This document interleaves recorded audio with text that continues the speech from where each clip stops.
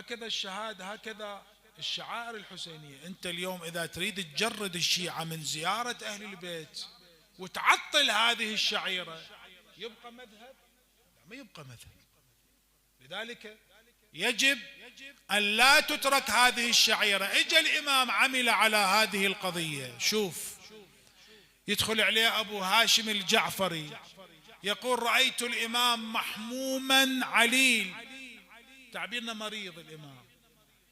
قال له: يا أبا هاشم، شوف لي رجل، انظر لي رجل من أوليائنا وابعثه إلى ماذا؟ إلى حائر جدي الحسين ليدعو لي. وهاي ايش وقت؟ هاي بعد أن ماذا؟ أن هدموا قبر الإمام الحسين. والدليل الإمام شي يقول له؟ يقول له حائر. تدري ليش سمي حائر؟ لأنه أطلقوا الماء فحار، ما وصل إلى قبر المولى أبي عبد الله.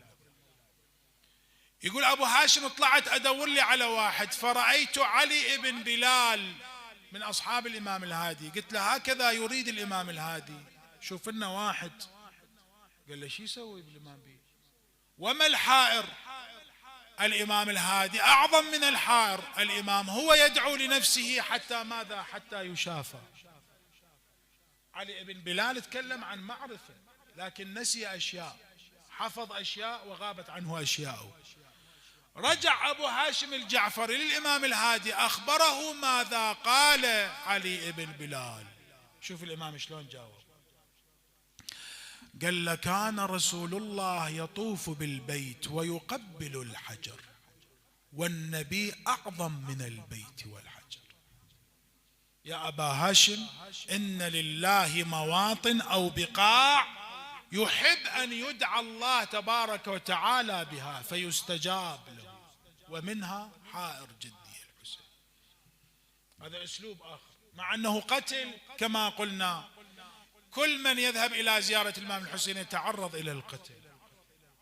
أسلوب ثالث ورابع استعملها الإمام، أو حلول وعلاجات، حتى قضى ماذا على تلك الأساليب العدائية، إلى أن أهلك الله المتوكل العباسي.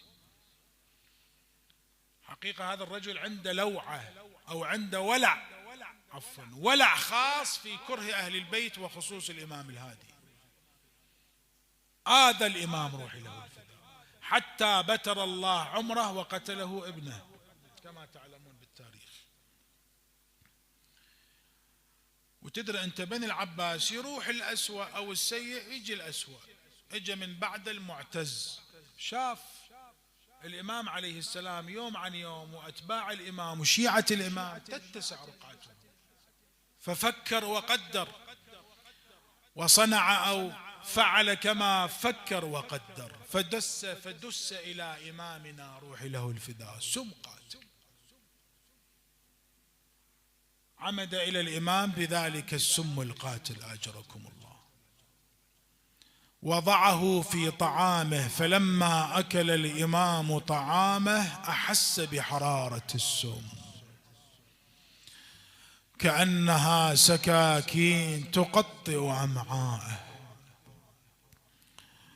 سلام الله عليه. الله يرحم سيد جعفر الحلي يقول: من مبلغ حيدر الكرار نائبة يشيب لها قذال الرأس في الصغر، ماذا؟ يوم به سمم الهادي بغربته، يوم به سمم الهادي بغربته حتى قضايا، فتكدر البشر بالكدر يبكي عليه العسكري بحرقة أجركم الله.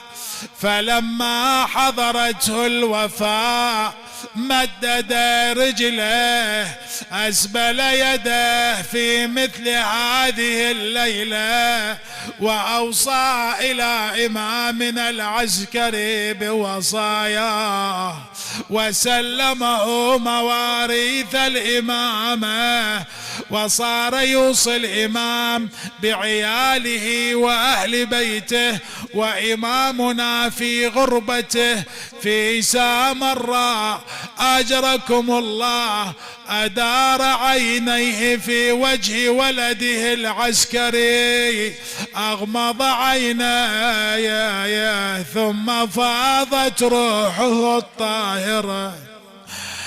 أين الصارخون أيوا إماما، رحم الله من نادى أيوا سيدا.